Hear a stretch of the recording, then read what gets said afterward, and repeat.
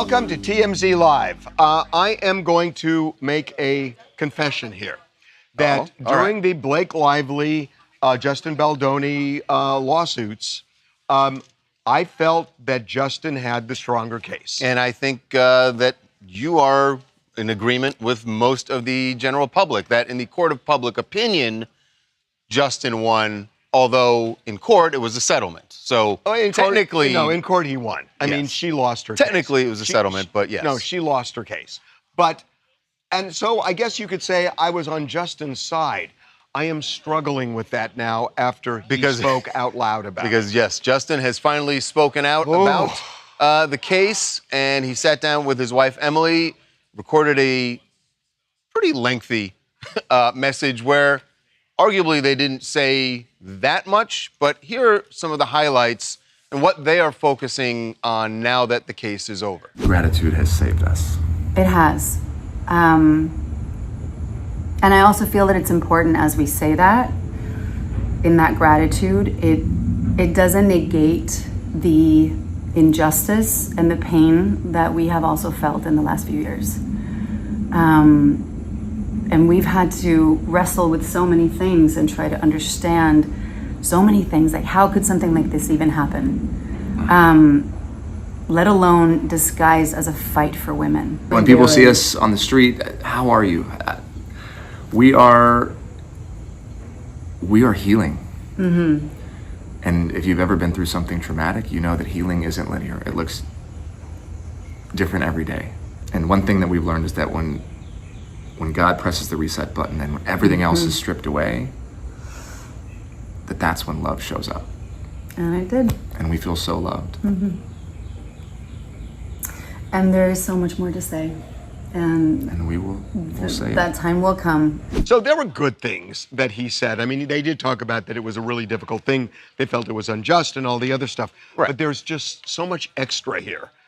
Well, I mean, I don't. What did you want from them? Like, first of all, well, here's what I want. You ask a question. You don't like Hallmark cards. I get it. No. And that's. But you don't come out and say, yeah, we have a lot to say, but we're not going to say it now. We'll say it at the right time. This is the right time. Okay, case is over. This is the right time. Well, I will say I felt like there was a big shot at Blake Lively there when they said this was all disguised as a fight for women. I mean, that is going to really rankle. Well, but that's what a lot of people. But that's what a lot of people think. I get think. it. Blake Lively said that's what she was doing. On his side from a legal point of view, but I think he loses people when he talks about we're healing the trauma that we suffered. I mean, look, he didn't not. But how are you losing people? Like he did go through a traumatic thing. He doesn't lose me with that. It's 2 years of this guy's. Yeah. By the way, we don't even know if his career is going to recover. He says he was wrongfully accused of sexual harassment at work. Right. She was unrelenting. She sued him for what, $90 million, something and like that. And he won.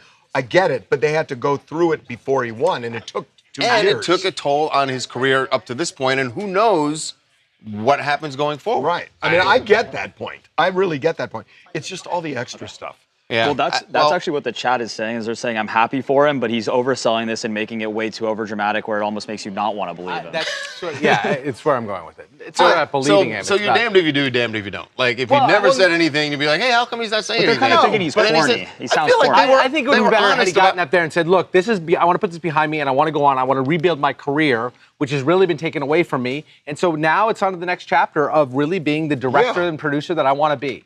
And instead, it was a lot of touchy-feely stuff. Would you prefer if he just mailed you a Hallmark card? No, I think what Jason said. I think what Jason said is just right. But it did feel like a Hallmark card, and that's what rubs you the wrong way. Well, yeah, because you know what? It's sort of like saying sensitive. It's sort of like saying, look, we have come out of this.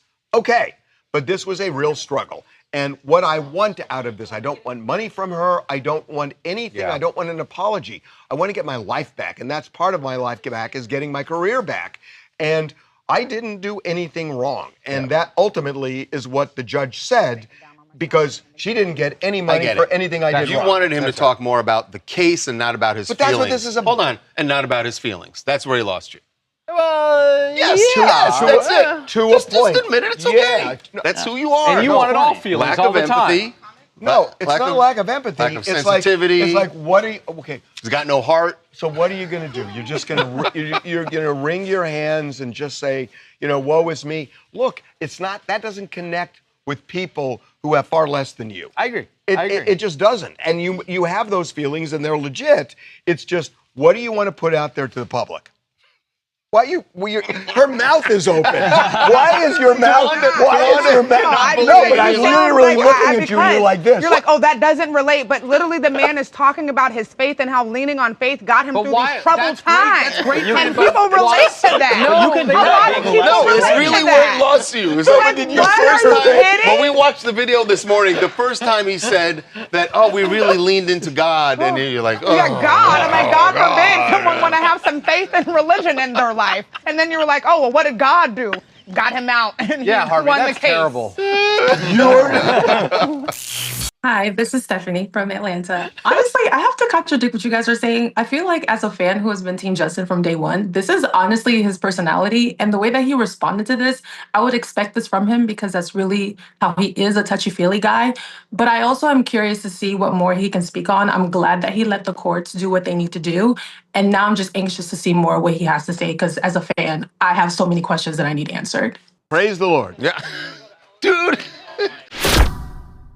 Well, we are learning a little bit more about Bunnie XO's hookup the other night. Remember, we showed you that she was kissing a much younger gentleman. 24 to be exact. While in Jelly Roll's bar in Nashville.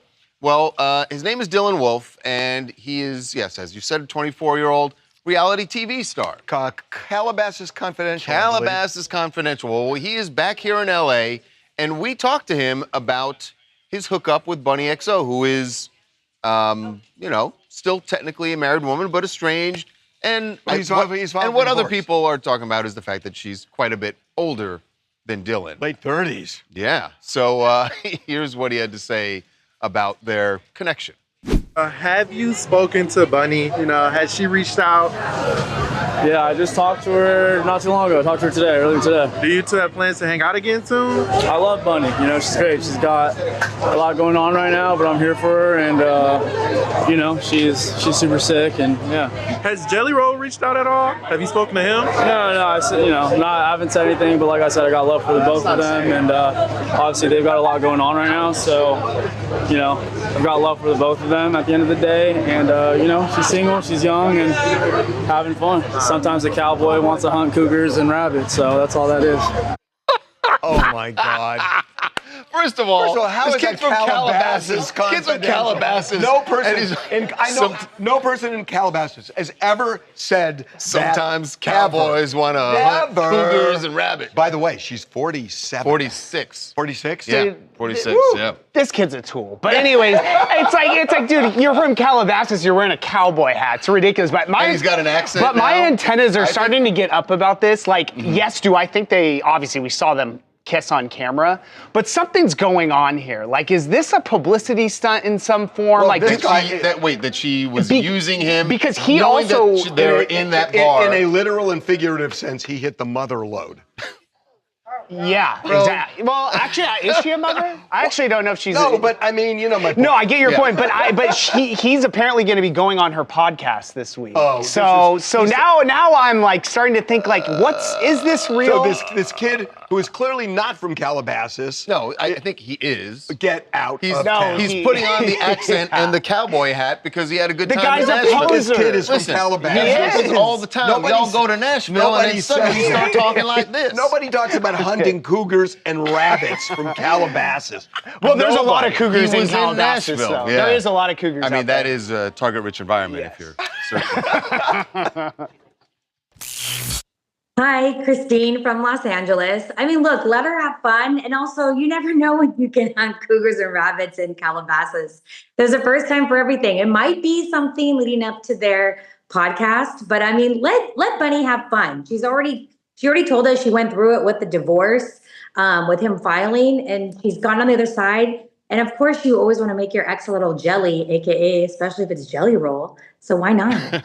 You know what? No, listen, I'm all for Bunnie having her fun. Yeah, she can do whatever she wants. And by the way, I actually hope she is using him. Fine, he's a young guy. That's totally fine. It's a win-win. Such a tool, though. Coming up. The family of Nolan Wells has a lot of questions that they just can't get answers to just yet. They are not giving up, and in fact, they have hired famed civil rights attorney Ben Crump, is now representing the family. He is joining us right now. Be right back. The family of Nolan Wells has a lot of questions that they just can't get answers to just yet. They are not giving up, and in fact, they have hired famed civil rights attorney Ben Crump, is now representing the family and trying to help them get the answers about this young man who disappeared when he went on a trip to Horn Island. This is off of Mississippi in the Gulf. On July 4th, was there with a group of his friends. The friends all returned home safely, but Nolan did not. And a couple of days later, his body was found, and there was an autopsy performed. We don't know the results yet, but the authorities have told us that at this point, they don't see evidence of a crime, but they said that that may very well change, and they're trying to gather more information. While the authorities are doing that, Ben Crump is running his own investigation and trying to get answers for the family, and he is joining us right now. Ben, welcome back to TMZ Live. Hey, thank you, Charles, for having me. Harvey, thank you as always. Of course. There's a lot to talk about here, but let's start with cause of death. I know that you may not have a formal autopsy, but you have been looking at it, and it seems to me that is the starting point. Do you have any sense of how he died? We don't want to speculate, Harvey, so we're going to investigate every aspect of why Nolan Wells is not with us today. We know that he was with his friends. They went out on Horn Island, as Charles said. He was the only black teenager that was there. And, you know, all of them came back safely on the boat with his cell phone, Harvey. But Nolan's body was found washed up on the shore on Monday morning. And so his family is not accepting that it was an accidental drowning. They haven't been told anything, but that's been the suggestion. And they're not accepting that because Nolan was a college football player. He was a superior athlete. He was in great fitness and condition. And so for them to try to say, well, we got his phone, but we don't know where he's at, and then he turns up dead, they are not accepting it. And there are so many questions, so many contradictions. So, Ben, there is one of, you mentioned that the friends who came back, they returned Nolan's phone and some of his clothing to his parents, and their claim was that he said he was going to stay behind. I know there is one friend, a young woman, who has come forward and has spoken to the police, and I'm wondering if she's spoken to you and how her version of events differ from what the other friends have said. She hasn't spoken to us, but we know her statement that she released publicly. She said that she was talking to Nolan, and then Nolan said, well, I'm going back to the boat with the guys I came with. That's her version. Mm-hmm. She said that he did not leave with her, that he went back and got in the boat with the other boys. Well, the boys say that when they was talking to Nolan, he said he wasn't going to get in the boat with them, that he was going to stay with her, stay behind with her. So it's a contradiction. Mm-hmm. Their statements contradict one another, and that is something that's very troubling. On top of the fact that we know there are videos circulating where there's an argument where you hear Nolan arguing with somebody, and we're trying to say, this is too much to just try to sweep under the rug. No, we want to have a thorough investigation as if it was 3 black boys and a white boy who was with them ended up dead. We want that same investigation. I do have a question about that because you've raised this twice. You mentioned that Nolan was the only black person there. And look, you have such a history with civil rights cases. Are you suggesting race is an issue here? Well, obviously in America, race is always a factor, but we're talking about the state of Mississippi, and we know based on the history of America, in the Deep South, there have been many racial killings where there were nobody held accountable. We don't know what happened here, but we cannot forget history, and we have to respect his parents saying that we want an independent investigation because we're not trusting people who are affiliated with Mississippi law enforcement. We have too many lived experiences as black people in America. Ben, I want to go back to the phone because it does seem odd that the guys who came back with Nolan's phone and his clothing. They returned it to his family. Something doesn't add up there. Like, what teenager, regardless of what they're doing, says, "Take my phone. I'm not going to need my phone." That's the thing. It sounds impossible. Everybody holds on to their phone, and I'm wondering if the phone gave you any breadcrumbs as to what what was going on that day. If there's anything on the phone that you've been able to find. Yeah.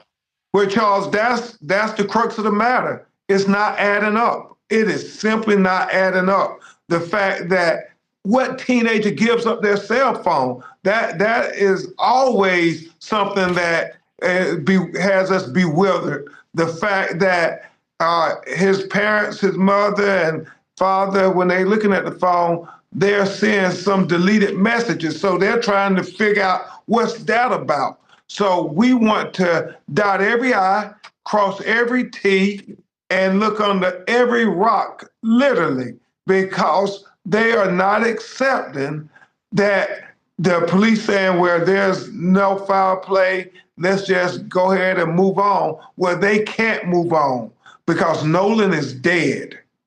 Has law enforcement cooperated, do you think? Are they seriously investigating this? Are they talking to the family? What's the state there? We don't know what they're doing. As I understand it, they have not communicated with the family. At all?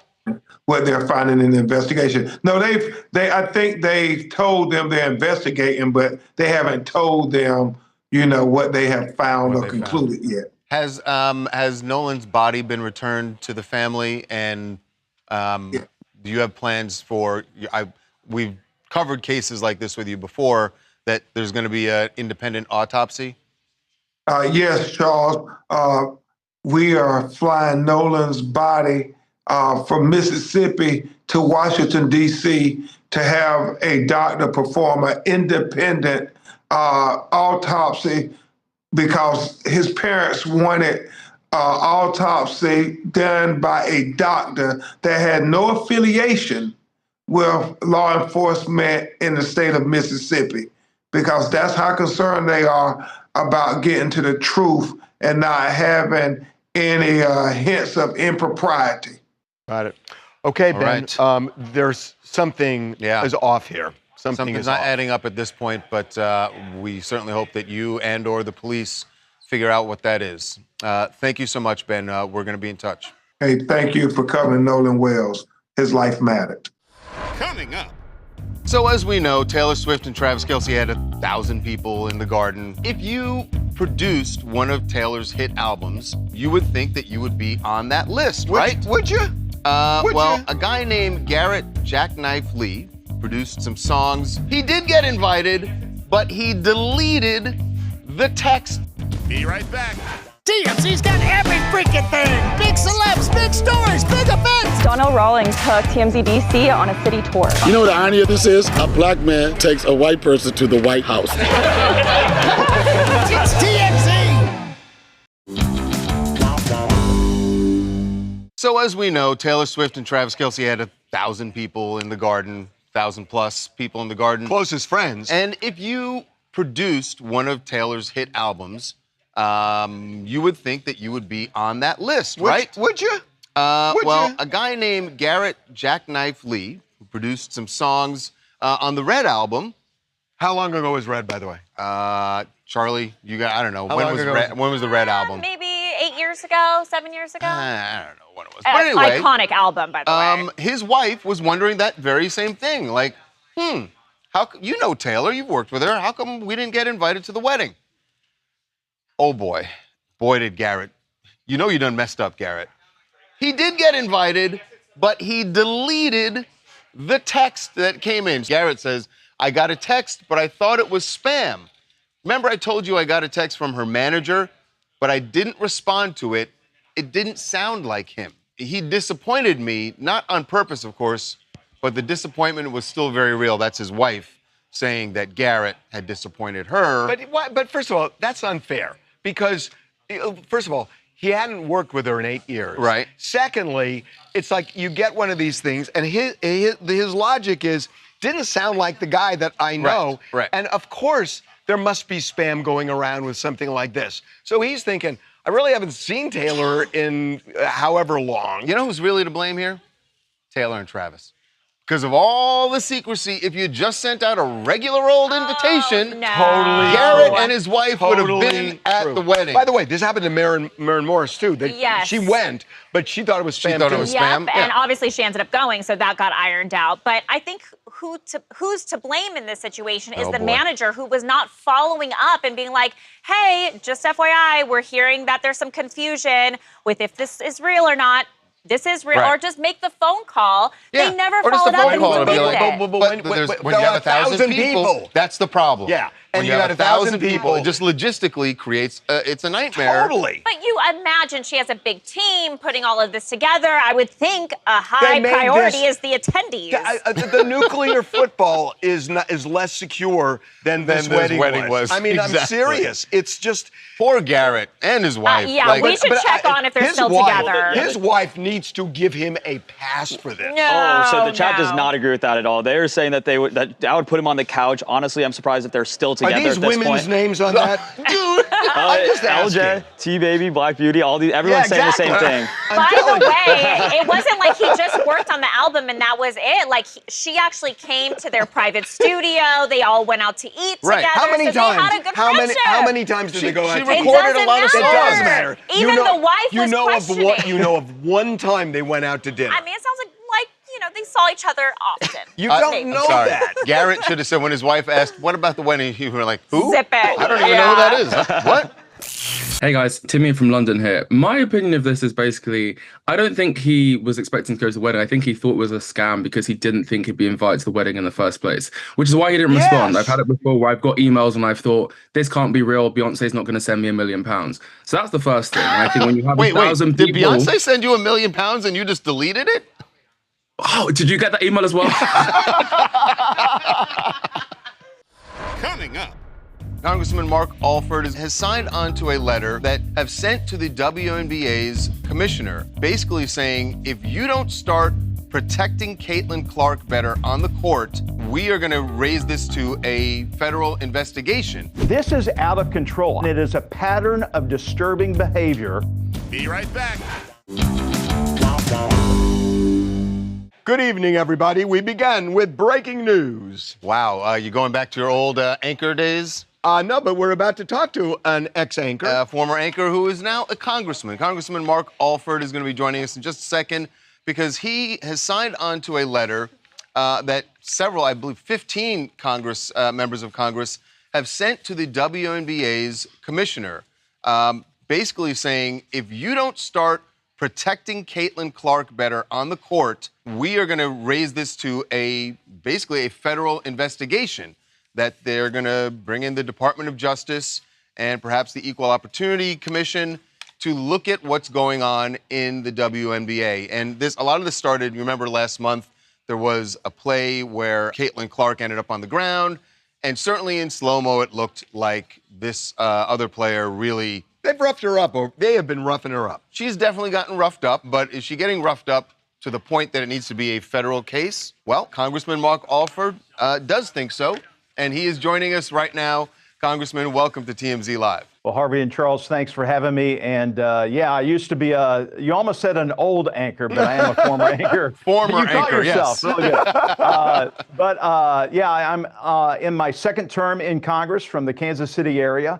Glad to be serving the people of the 4th Congressional District. Well, we appreciate you coming here. So look, I happen to agree with you about Caitlin Clark. I mean, I think that talk about biting the hand that feeds you, that she's the reason why so many people are interested in the WNBA. That said, here's my beef. Okay. Congress needs to be looking at the cost of living. They need to deal with the war. And I feel like, and I'm sorry for saying this, but especially Republicans, that it's all about these culture wars. And it just upsets me that, you know, that TSA goes unfunded for periods of time, and Congress is spending its time on Caitlin Clark. It bugs the crap out of me. Harvey, I totally get what you're saying. Look, I don't want to relitigate TSA, but it's the Democrats who shut down the government because they didn't want to pay TSA, because they didn't like the way that the Trump administration was deporting criminal illegal aliens. That's water under the bridge. They're now fully funded thanks to the Reconciliation 2 bill that we got passed. They're paid for 2 years.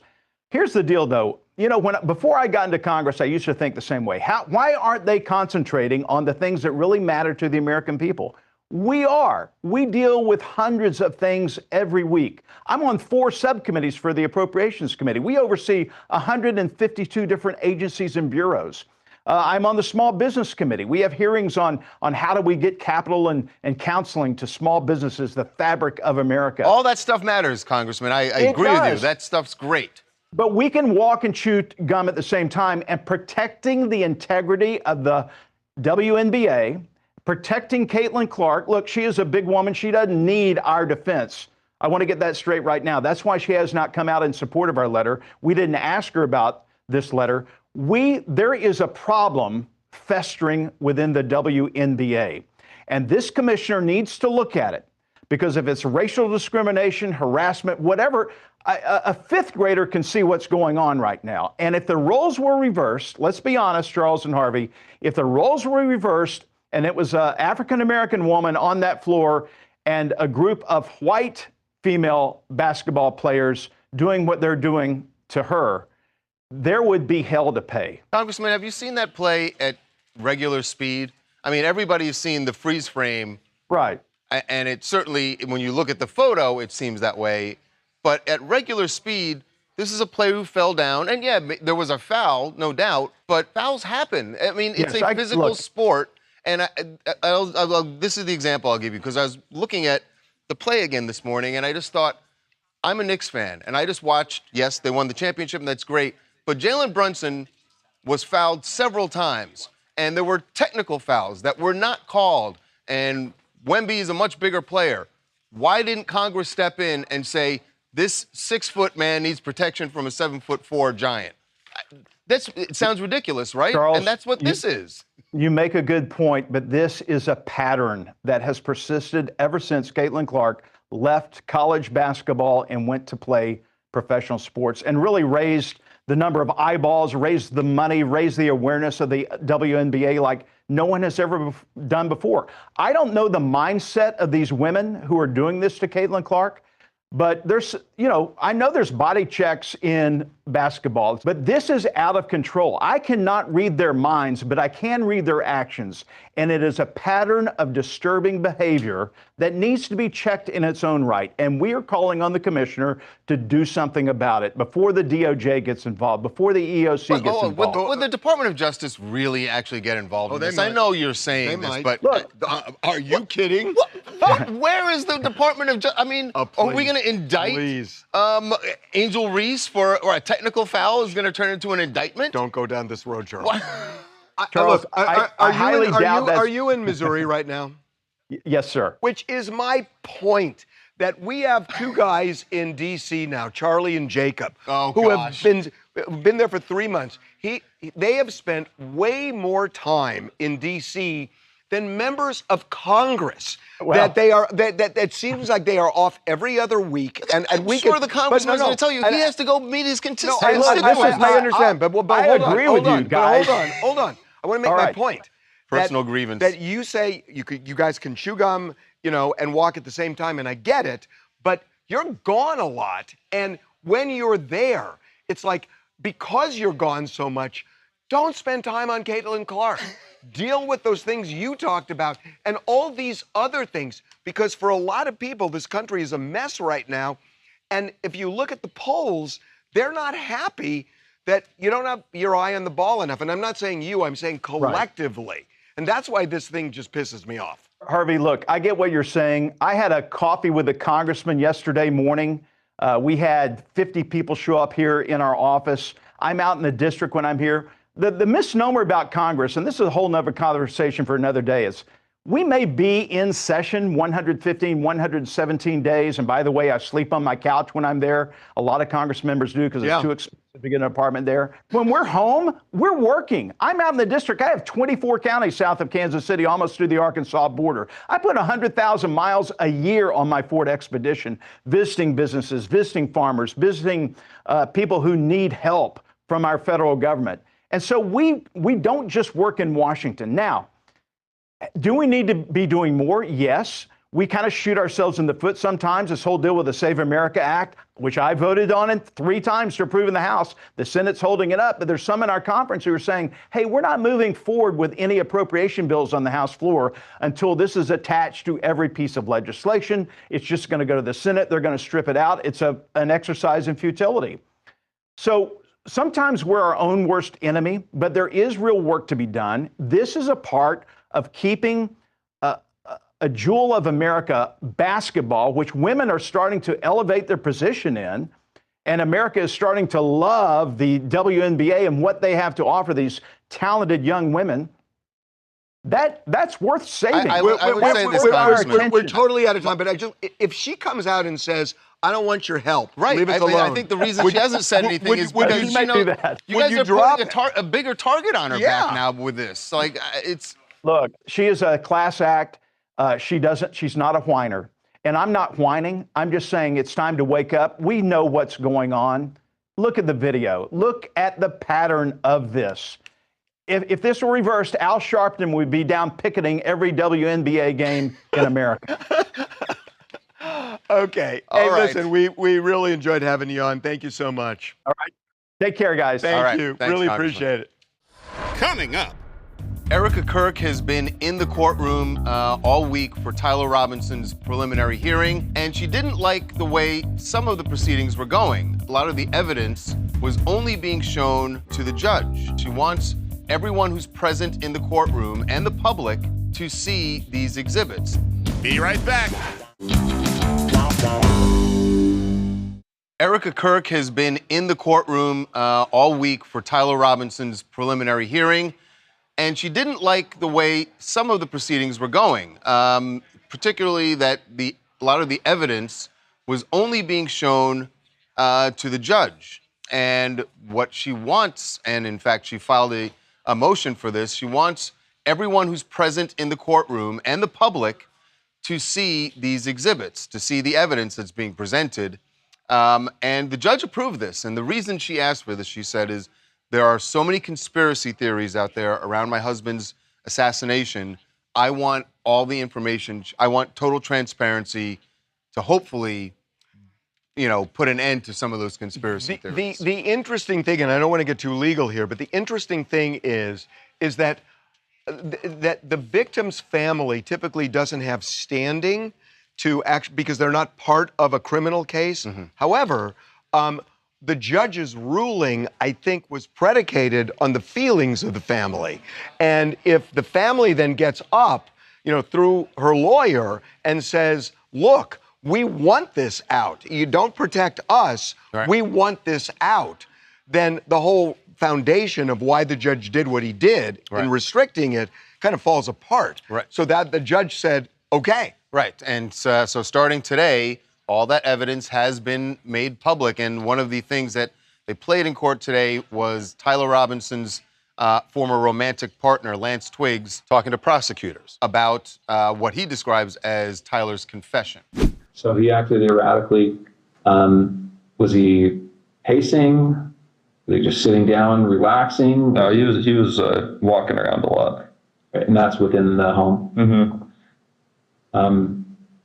And did he talk about what he had done? Didn't go into detail. I just asked him in person if what he said was true the night before, and he said it was.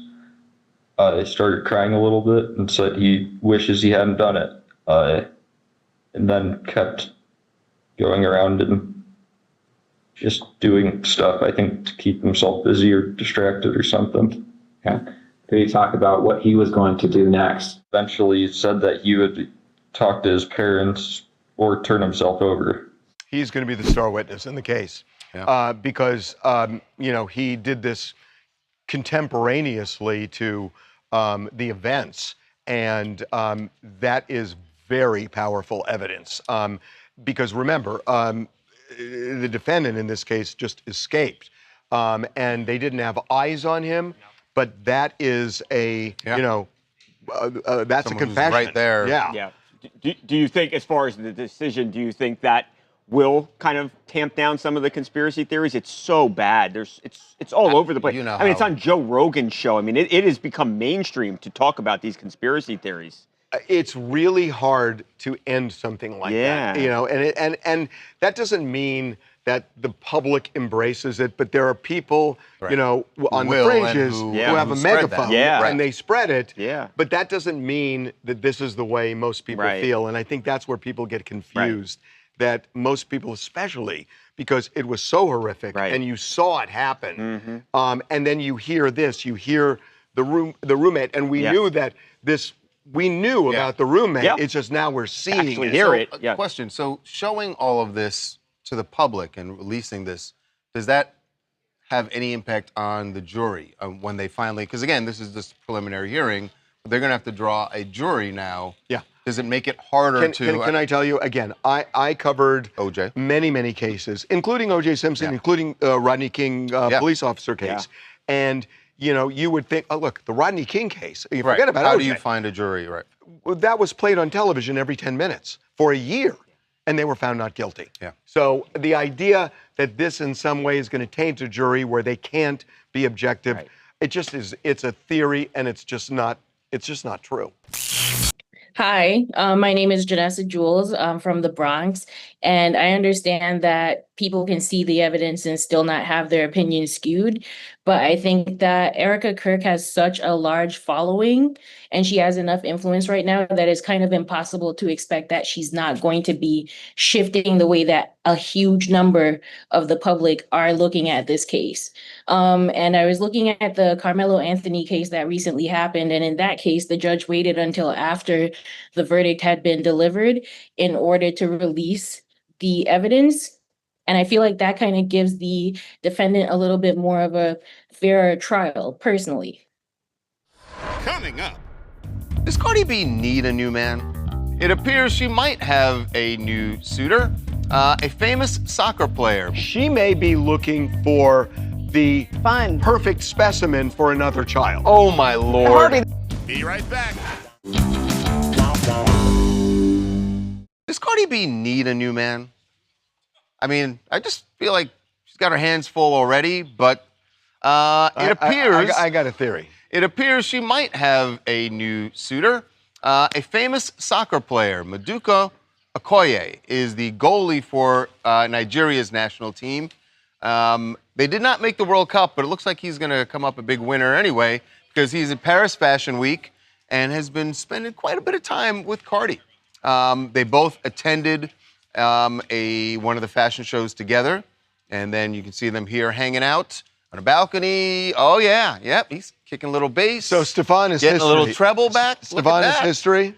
Bye. Okay. Get out of here. Leave Stefan, your personal who? feelings about Maduka. Honey, it's not just my aside. personal feelings. It's No, the it's not whole just you. internet. The internet is literally standing for this. We are pushing Hold on. this. This Look guy at- wasn't even in the World Cup, but he is the most talked about goalie in the world. But there's another theory here. What theory? No, There's another theory. You make an assumption that she's looking for a romantic relationship. I didn't say that. She may be looking for the perfect specimen for another child. Oh my Lord. Harvey, that's a whole third theory. Why does she have to want another child? She Because has 4. She likes She's kids. good. Or maybe she's just having fun. She Why does it have to is. be? No, but you're what's the assuming. kid out of It's it? like this guy he won the genetic lottery. Kick Stefan to the curb. There's too much drama. Throughout. He's got all those girls, the baby mamas, the babies.